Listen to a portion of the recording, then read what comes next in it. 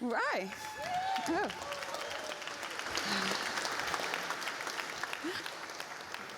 Okie dokie. Well, hello. Well, that's awkward because I'm not going to dance for you or I don't have anything that lights up. But hello, Lowlands. And you're right, it's really hard to see the audience with all the smoke.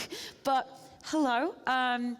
So I get to keynote, which is really exciting. So I will just crack on straight away. So I am Sarah Young. I thought, to start with, I'll talk about myself in a minute, but I have keynoted before, but I thought, as any good tech professional should, the first thing I would do when I was asked to keynote is I would ask ChatGPT what a keynote is. So apparently, a keynote's a presentation or a speech that sets the tone for an event. It's supposed to be exciting, so I was like, okay, let's do this. Oh, and also, I added this slide this morning. I have issues with how we're advertising our password for the event. If no one's seen this, we're using the SSID. Lars, you've seen it, good. No, please don't, well, maybe don't do this for a, maybe in your organization at least. This is not the way to do this. Yeah. But whilst we go through this talk, we're going to be doing some fun interactive bits. I really hope it all works. Please grab the QR code or use the URL there. Sorry, it's kind of a bit ugly. We'll be doing some interactive bits. Normally in a smaller place, I probably would have done show of hands, but obviously that's not going to work here. Plus, I can't see you all anyway. So I think you can actually start answering the questions before we get to them, maybe, but well, you can if you want. It won't make sense, but. So, what am I going to talk about today then? I'll tell you who I am, because I haven't done that properly yet. Then I'm going to talk to you about lots of things in security. We know security is important. I hope that you all know security is important. And there's a lot of things that we need to talk about. I'm also going to give you a bit of an overview of the threat landscape, things that are going on and why you should care. We're going to talk about getting back to basics, and then I'm going to talk about stuff you should know about. And by stuff you should know about, what I mean is security capabilities that you should care about, even if you are not a security professional and you think, oh, that's the security team's job. There are things you should be aware of and some cool things coming up. So, quick to start with. Let's see. There we go. Who am I? I am a senior cloud security advocate at Microsoft. These are my dogs. They're really cute. I am most definitely a crazy dog woman. Sadly, they are not here. They are in Australia. I actually live in Melbourne. What I find amusing is, I've got to shout this out, that you brought two people from Australia to start and end your conference. And both of us are fake Australians. Neither of us are actually Australian. So I'm originally from the UK. I won't introduce Lars. He can do that himself.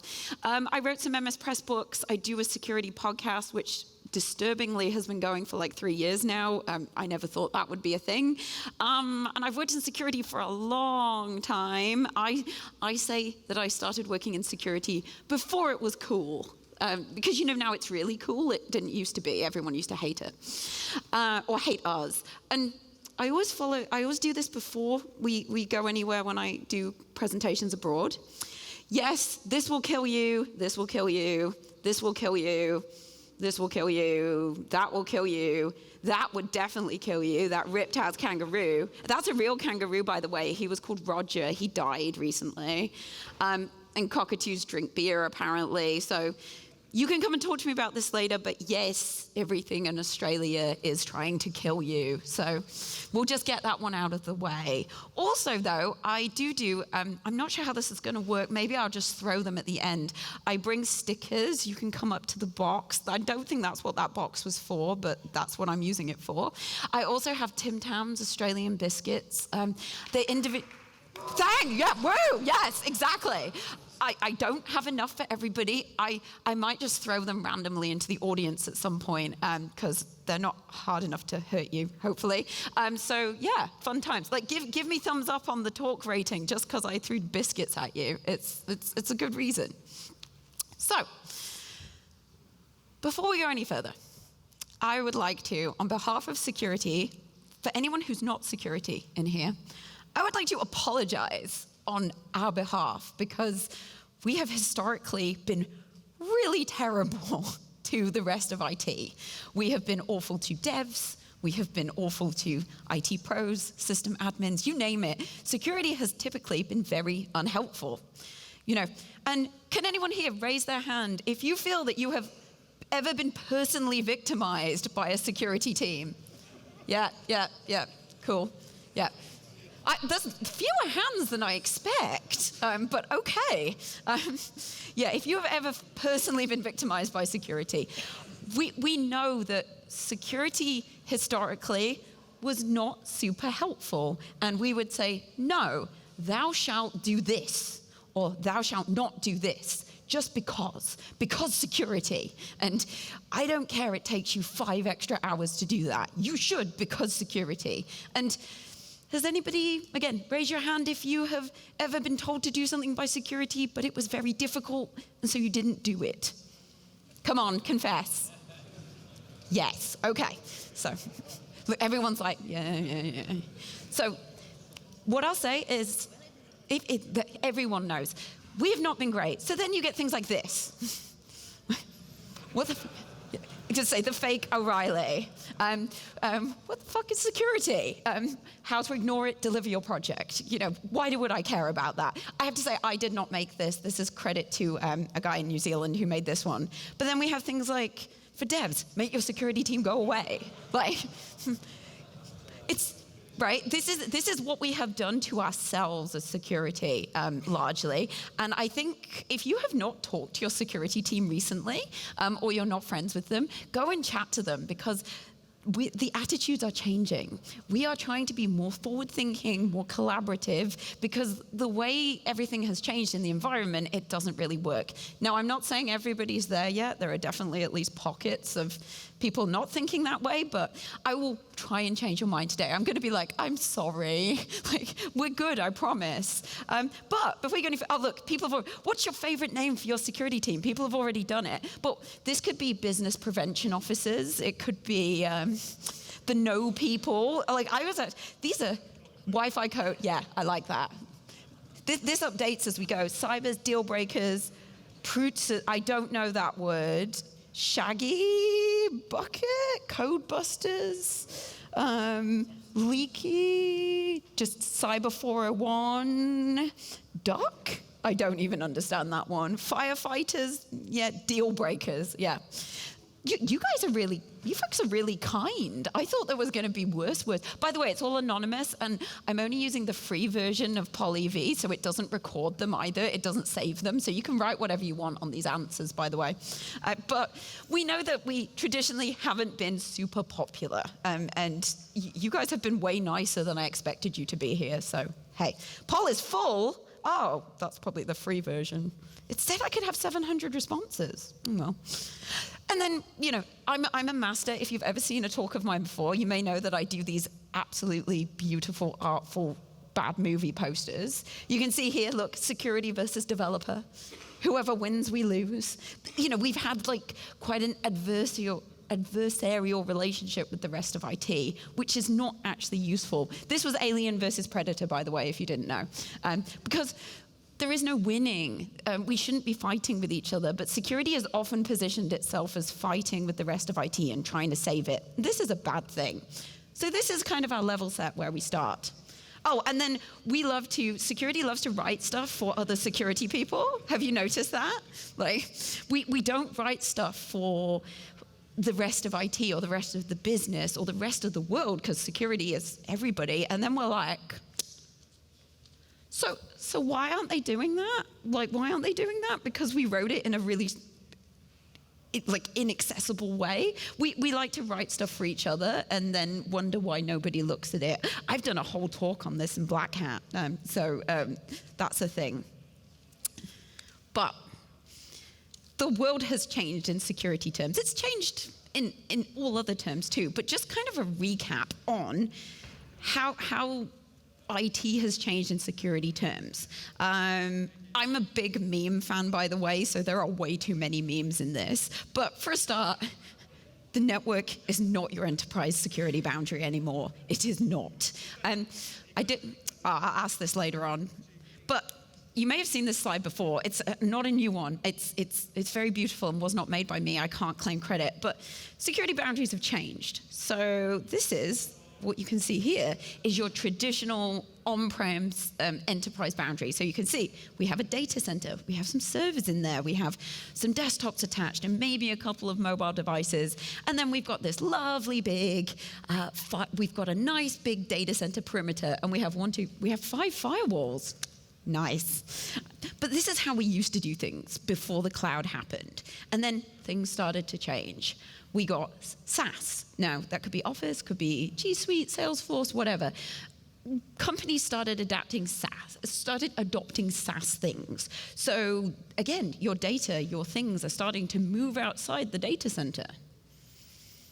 Then you'd get your BYOD, because everyone loves some BYOD, right? It's just, everyone expects BYOD now. So again, more applications, more data started moving outside this traditional perimeter. And then you might have had Internet of Things.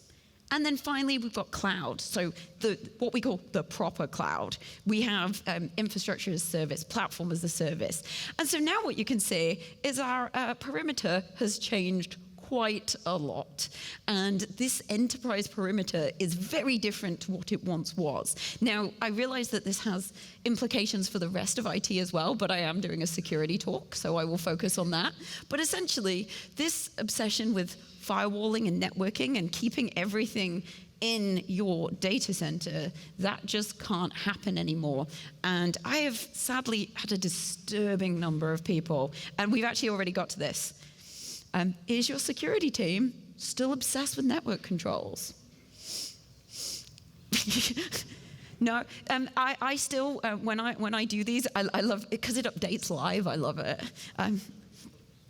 Someone actually said no.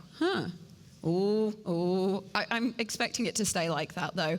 But we still see, and I talk to people all the time who say, like, our security team just still want to use firewalls. And I'm not saying that we don't need some network security controls, we do, but that is not the way that we can actually properly secure everything anymore. It's identity. So identity is the only way that we can consistently have controls, not just in a data center. But sadly, we still do have like a really big chunk of security, and I am not a one-woman band, but there are many of us trying to change that perception. We'll get there. It's just a slow thing. But sadly, yeah, exactly what it shows on the poll. Security teams are still really obsessed, which is a shame because we have so many other things which I'm going to tell you about. So let's look at the threat landscape before we talk about all the ways that we can do fun things. Now, I use a couple of slides. If you've ever seen me do a talk before, there's a couple of slides in here you will recognize because they are so important that I roll them out time and time again because they're really scary. Anyway, anyone heard this phrase before though? Like, why would anyone hack us? The answer is they will hack everyone, by the way. You can steal this slide that I'm going to show you. So these stats come from, I'll just put the whole thing up on the screen. These stats come from Microsoft Security Research. It's in US dollars. This is scary. So for those, if you've never seen this slide before and you haven't heard me explain it before, because like I said, I love it, we talk a lot about 0 days. So 0 days, for anyone who doesn't know, 0 days are the vulnerabilities that have no patch. There's no mitigation to them. Now, 0 days typically don't come up too often, and they're not around for a long time. The most recent big one was Log4j. Anyone had fun with Log4j like 18 months ago when that happened? Yeah, exactly. So 0 days are scary when they happen because having a vulnerability you can't patch is scary. But the reality is in order to develop or research a 0 day costs a lot of money. You need some really specialist researchers and you need quite a lot of time and effort. So it's not that you shouldn't be concerned about them, but if we go around the diagram here, you can see that there's actually a lot of other things that you should probably be more concerned about. So So I'm not going to read them all out, but see, denial of service, it's $100 a day. You can get a bargain of $766 a month if you buy in bulk.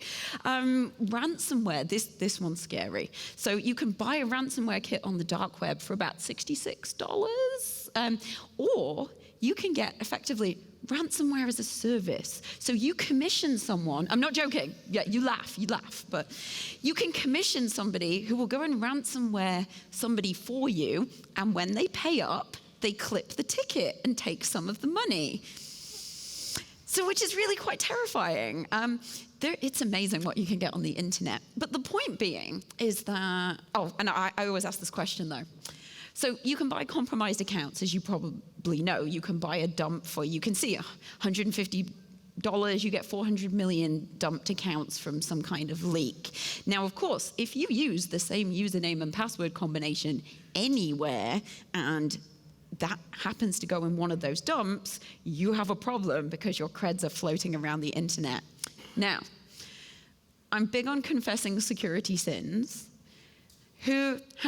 Raise your hand if you have the same username and password combination somewhere in your life. Somewhere. Come on.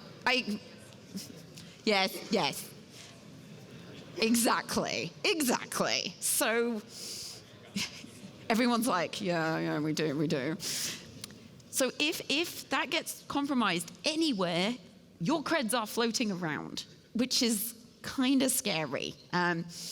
And so the point being here that this is crazy accessible. Like, you don't need a lot of money or a lot of skill to do some of these attacks. Now, I always tell the story, so sorry if anyone's heard it before. I have a friend who works for, who used to work for the New Zealand CERT. So CERT is the Cyber Emergency Response Team. They are the government organization that anybody in the public can call if they have a cybersecurity problem. Do you know what their most frequent call is?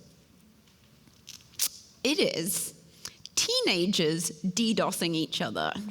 So they DDoS yes, because when they're playing stuff like Fortnite, you can go online and for $1 or $2, you can DDoS your competitor and knock them offline so you can win. This is a thing. And I confirm this because I have a 15-year-old cousin who I saw a couple of months ago, and I was talking about it, and he's like, oh, yeah, I DDoS people. And I was like, just really casually, and I was like, oh, cool. So the point being here that if our teenagers, our kiddies, people who are just doing it because they want to win at Fortnite can go and buy some of these attack services. Think about what somebody who was properly motivated, who was serious, could do. You don't need a lot of skill. You don't need a lot of money for most of this stuff. So it's really important that we actually have security controls. Although 0 days are scary, using the same username and password is a damn sight scarier, in my opinion, because it's actually far more likely someone would do something with that. So there's your first fun bit of information. And then this is probably a big one. Apart from Lars, anyone from Australia? Didn't think so. Just if an off chance, if there was anyone apart from Lars. So API attacks have been a really big thing in Australia recently. Knowing nod. For those of you who don't know, Optus is one of the big telcos. There's only like 2 in Australia. Optus had an open API that basically was connected to their customer database with no authentication, and someone basically pulled the entire customer database. So that was... Yes, I know. It wasn't great. So obviously Optus got in a fair bit of trouble. But these API attacks, I mean, that's one of the most recent ones, but we've had others in the past. So actually API attacks in particular, because everyone uses APIs, are really bad. And this is just bad API security. The Optus one, I believe from what I have read, it has 0 authentication. Like literally you just pinged it and it was like, hello, have a customer database, which, because sometimes we forget with security that we often think, oh, it's someone sat in a hoodie, going hack. A lot of the time, and I'll get onto this, that is not the case. It can be mistakes. It can be people doing things accidentally. It isn't always malicious, but making a mistake can be then exploited by someone who is bad. Optus, they were pretty lucky that no one did anything super bad yet with the stuff, but it's now out there. You can't get it back in, so who knows? And then for those of the devs in the room, application security is not great either. Although I don't want to be like, devs, you are bad, because I know security does that. But we've had 650% increase in software supply chain attacks. Most applications and containers, 75% of them run with critical or high vulnerabilities. They're the ones that we would generally recommend you don't run things with, and there can be reasons this happens, I know, but there's a lot of things going on. And then good old hard-coded secrets. Who here has accidentally pushed a key or a secret into a repo? Yeah, okay, yeah, exactly. That's scary, by the way, but yes. And when it's out there, now the research shows, because we actually scan for this sort of stuff all the time, and so do other cloud providers, we have now found that something like, if you accidentally upload a key or a secret or some creds into a repo, attackers are constantly scanning, looking, just using automated tooling, scanning for it. Nowadays, the time between something being uploaded, whether accidental or malicious, and it being picked up and used by an attacker is minutes. Minutes. That's how quick this stuff is. So I'm going to talk about automation and all that fun stuff, but also remember the attackers use it too. So how do we do security? I would love to tell you, and some people will, that you need to get a whole raft of shiny tools, and shiny tools help. But in fact, we need to go back to basics, because we don't do basics properly. Who remembers WannaCry back in 2017? Yeah. So WannaCry, for those of you who are uninitiated, WannaCry caused a lot of problems. WannaCry was, although people called it a 0-day, it was not a 0-day. It was patched. It had a patch available that had been available for 2 months, and it was marked as a critical patch, but most people hadn't done it, which is why when this happened, it went around the world. But like I said, it's not even a particular country's problem. It went all around the world. It just showed that the world was really bad at patching, essentially, which is scary. And there were some businesses that just didn't get affected, not because they patched, but because they were super lucky. There was a company, one of the large shipping companies, they had their entire domain taken down by it, and the only reason that they didn't have to basically rebuild their domain from scratch is because they happened to have a very random domain controller that, this is a complete tangent, I wasn't going to tell this story, but whatever. It's a fun story. They had a random domain controller in Africa that had somewhere in Africa, and they'd had a power cut. So when WannaCry happened and went around the network, this thing was offline because of a power cut, and that was how they could restore everything. Yeah, seriously, this is a true story. That's not security. That's really lucky. So incredibly lucky. Yeah, so there you go. But, basics are important. So this is the point. A shiny new security tool is great, but your basic security hygiene is so important. So this is something I also pull out in pretty much every talk I do, because we're still not getting this right, which means I will bring out this slide every single time until we do. But all the research shows that if you do basic security good practices that we have known and loved for years and years, it will get rid of 95, 96, 97% of security attacks. It's that simple. You can be like, hey, let's spend $1 million on a firewall, but you're not patching. It really doesn't make sense, and we're still not really amazing at this. So please remember this. We release, if anyone reads the Microsoft Digital Security Report that we release every year, literally, this is a variation of this graphic is in there every single year, because we still don't do it right. And also, we have a thing about anti-patterns as well. So I don't know if you're familiar with the phrase anti-pattern. An anti-pattern is a common response to a problem that doesn't help. But we still keep doing it. And I'll give you a few in a minute. Whereas what we should be doing is a best practice. And of course, a best practice is a way of dealing with something that we know actually helps. So let's see if you recognize any of these. First of all, positioning security as an adversary to the rest of IT. Have we seen that? Yes, of course we have. We've already answered that question. Using on-premises controls to secure cloud. Yeah. Does anyone have to hairpin their internet through the on-prem to go out and the clack doesn't break out? There. Does it work? Yeah, barely, exactly. Also, it's not even more secure. Well, trying to secure workloads after they've been deployed. Yes, knowing laughs. And security owning the risk. Now, this one I feel very strongly about because, and I am reformed. I used to feel like this because security doesn't own risk. Security informs the rest of the business saying, hey, here's a thing you could do. If you do it, this is the consequence. You know, there's a vulnerability in your application. It's quite bad, but it's not very likely something will happen. Do you want to fix it and delay deploying, or and cost the business millions of dollars, or do we take the risk? That's not security's call to make that decision. It's just security's job to inform someone who probably gets paid a lot more money, preferably with a C in front of their job title. That is to make that decision and take that responsibility. And security are really bad at that because we're kind of funny people, right? We like to think that the God-given mission is security, when in fact, security is just a function of a business. And so if security doesn't help the business, security is not actually doing what it should do. But sadly, a lot of security people do not think like that. They're just like, I must secure. It is my God-given job. I must secure.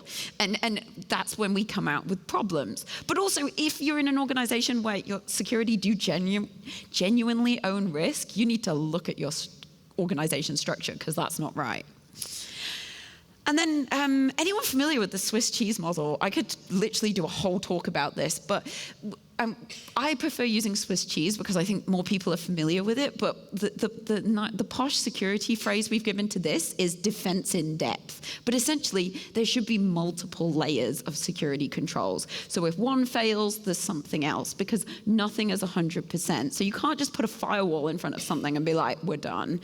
Oh, and you can't just put 5 firewalls in front of something, because I've seen people say that defense in depth is the same control multiple times. No. I really like talking about planes because I spend too long on them, but aviation industry also has the same kind of thing in that there are multiple layers of controls. And so if something terrible happens, which of course we hope it doesn't, then multiple controls have gone wrong. And so it should make it less likely. So never think that it should never be just one thing that you use to protect something. There should be multiple layers because sometimes a control will fail, and that's expected. But you only get a really bad disaster if all of those holes line up, which shouldn't happen very often, if ever.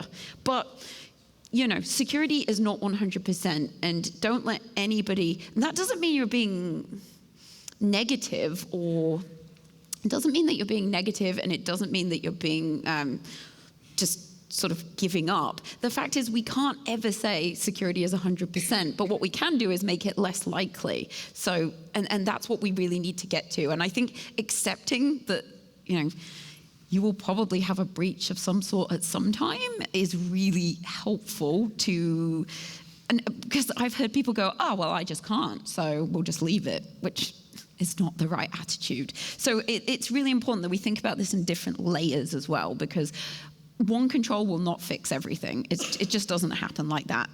So for the last 15 minutes or so that I have, slightly less, I'm going to talk about stuff you should know about, the capabilities you should know about, because there are many. And I'm not going to profess to be able to take you through everything you should know about security in 15 minutes, because that would be insane. But I'm going to talk to you about some capabilities that have changed a bit or that are new that you should be aware of, and depending on what your role is, you should maybe go and have a look at them or tell your security team to go and look at them. So I'll put them all up on the screen because it's easier. I'll probably overclick. So, data security, CSPM, cloud security posture management, dev security stuff, incident response, and I've got to cover the elephant in the room, AI. Have currently, because now everyone's an armchair AI expert, so I will address that one as well. So to start with data security, who remembers network-based data loss prevention, DLP? Did it work? No, of course it didn't. I also remember working at a previous employer, and we had network-based DLP. And the way you got around network-based DLP, you just zipped up the file, and then you could email it out because it couldn't see zip files. Great. If you haven't looked at data security recently, I had to use Sheebs because I have Sheebs. If you haven't looked at modern data security stuff yet, it's really cool. So obviously the Microsoft thing is Purview, but basically these are the things you should be doing, and we can do them well now. Like I said, don't have time to go into this in loads of detail, but you can now use automation to classify data. No one's going to go through and manually label anything. We can now do that using automation. Go through your data, it'll search through, it'll look for certain attributes in the data, and then you can label it high, medium, confidential, sensitive, whatever it is. And then when it's got labels, you can put controls on it. And then obviously those controls stop stuff happening. And the last thing, because this is very relevant for Europe, but I mean it's relevant for everywhere because Europeans are everywhere. For GDPR, of course, you shouldn't be retaining data for any longer than you need to, but of course getting rid of it is hard, and we can do that with these labels too. I can tell you that I have played around with Purview, and because I thought it's DLP, I'm a security person, I can break this because that's what security people are like. No, I was like, I tried to print it, I tried to email it, I tried to put it on a USB, I tried to screenshot it. Doesn't let you do anything. It's really good. Like, it actually works as for data loss prevention. It's very cool. So if you have not looked at any data stuff more recently than the horrible manual stuff we had before, you really should. Look, as I said, it's got good controls. So, you can't copy things, you can't share them, you can stop certain apps getting to it, and you can do all these things. It's very, very cool. I did spend significant amount of time. I put like the most controls I could on a file in Purview and then tried to send it places, and the only thing I could do was like take a picture with my phone, which was rubbish. So, and I don't know how we would stop that one, but it's very, very cool. And I think data security is going to become even more of a thing because we talk about all the other security controls, we talk about infrastructure, we talk about maybe application controls, but we never talk about how we're controlling the data that sits around. And that was traditionally because the technology didn't work very well, but now it does. So if you have not looked at this recently, you really should. Oh, and just because Microsoft, we love to change names and things, so just a little bit. So this is kind of where it fits in. You've got Defender, and DLP is sort of Purview. Microsoft Information Protection also fits under Purview now, and Insider Risk Management also fits under Purview. But then Defender is kind of your threat protection, just because people get confused with all the name changes, which is reasonable because they happen quite a bit. Right, CSPM, anyone know what it stands for? Oh no, I told you what it stood for. Anyone know what it stands for when I just told you? So, who here actually monitors their secure score?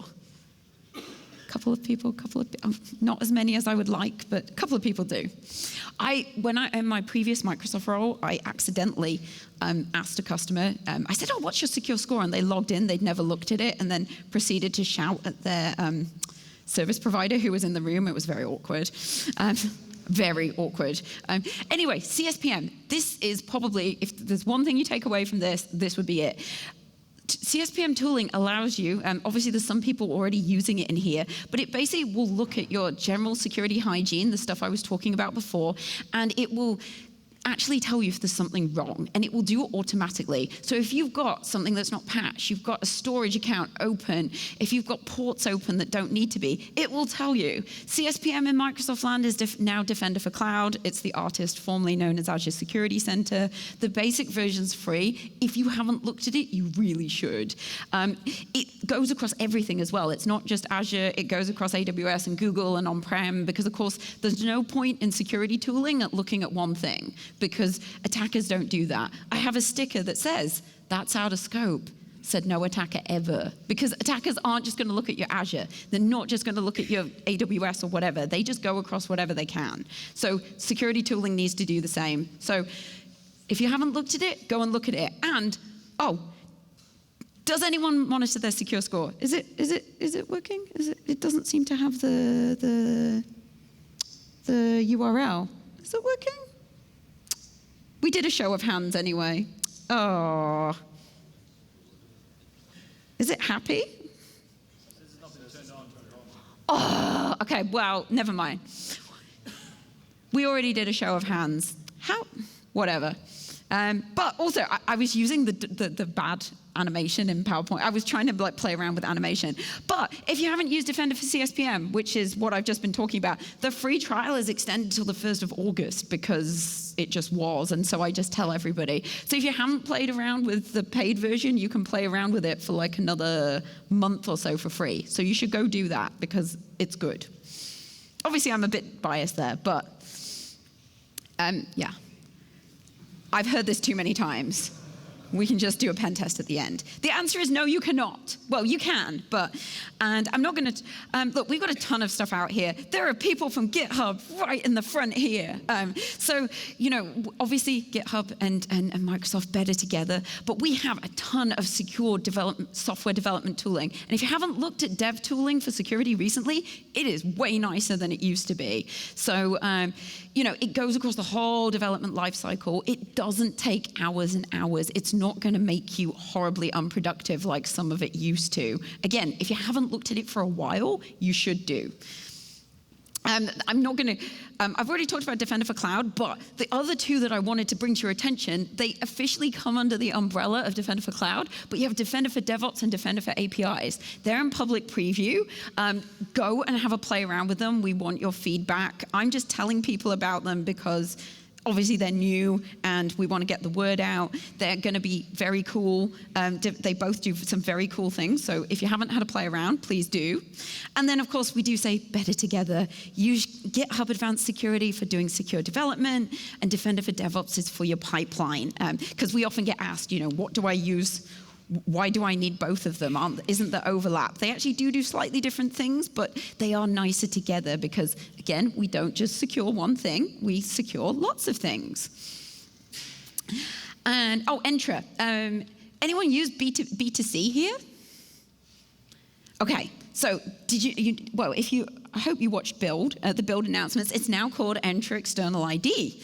And it's basically B2C, but with all the stuff that you couldn't do in B2C from Azure AD put in it, which is awesome. So it's going to be really, really nice to use. It's built for devs. It's actually designed on developer tools. Again, we just announced this at Build not that long ago, last month. So if you haven't looked at it yet and you're using B2C, you should, because the stuff that was missing from B2C is now in external ID. So hooray! And it's got the policy engine and all the fun bits like this. I would have gone through this in more detail, but I'm looking at my time and I cannot. But feel free to come and talk to me afterwards. Oh, now it's decided it wants to work again. So do you use developer security tools in your environment? You want to name them? I'm like, now everyone's like, I hope you're saying defend. Duck. Is that a tool? Unicorns. Yeah, unicorns, okay. Trivy, I know, is actually a tool. Defender. Defender for what? SonarQube. Veracode, cool. Sonar Cloud, yeah. GitHub Advanced Security, nah, woo, there you go. Some of those I'm not sure they're real tools. Some of them are, but nice, cool. Bunghole, is that a tool? Is that like a weird open source tool I didn't know? Oh, I didn't change that. There you go. Incident response. Okay. So if you didn't know, we have an incident response retainer from the DART team. DART is our detection and response team. We always say it's the Microsoft team that you never want to meet. Let's see if anyone wants to be honest. It's all anonymous, and this isn't recorded anywhere. So have you ever had a security incident at your organization that you may have needed help with? Oh, no? You just don't know about it.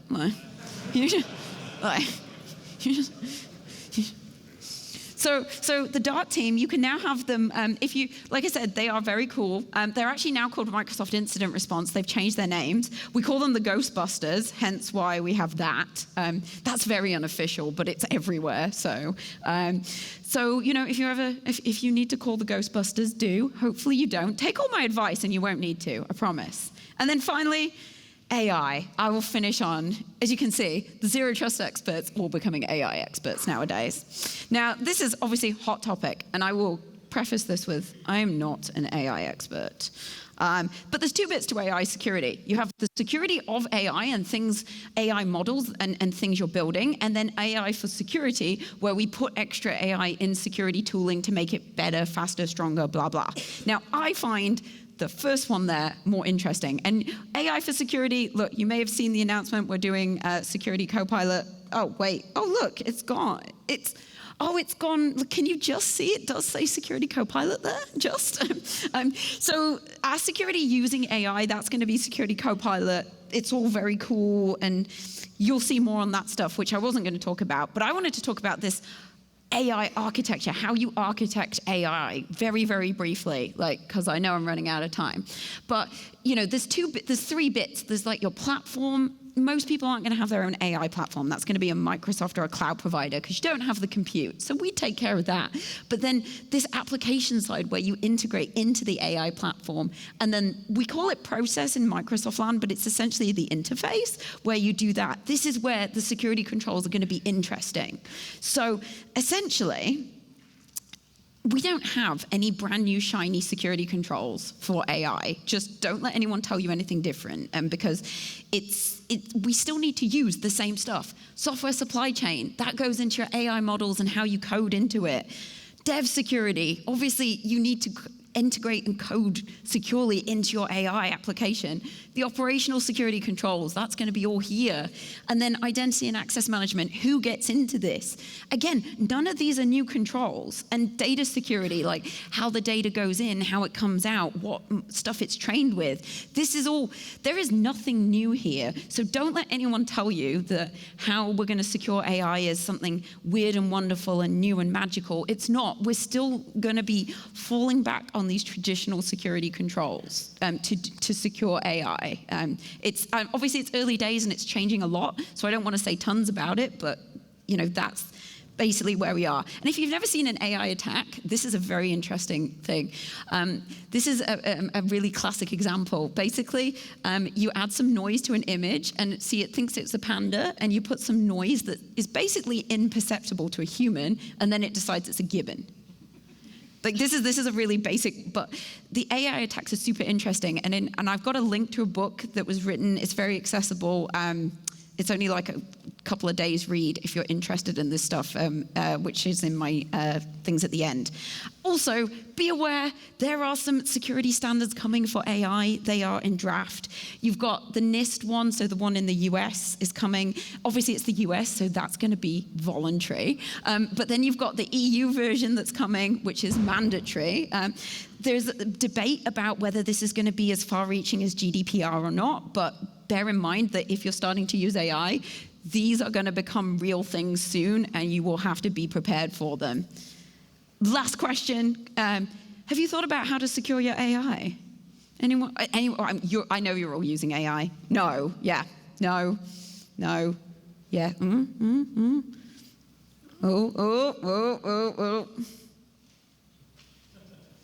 Yeah, that's kind of, more no. And is anyone using sort of proper production data security type stuff in their AI and haven't thought about security? I don't believe you. You just don't want to admit it. So in summary, here are the capabilities you should have. Obviously, I've gone through these crazy high level because I would be here all day, but I strongly encourage you to go and look at these things if you haven't looked at them recently, especially, because they developed so much. Here's my QR code, lots of fun links on there. Thank you for having me, Lowlands. Feel free to come up. I'm going to throw Tim Tams. Whilst you all scan the QR code, I should come and throw Tim Tams randomly at the audience. Literally, I'm just going to throw them. So go. Go Tim Tams. And thank you very much for having me. I will hang around. Come and get stickers. Do the things. Do the things.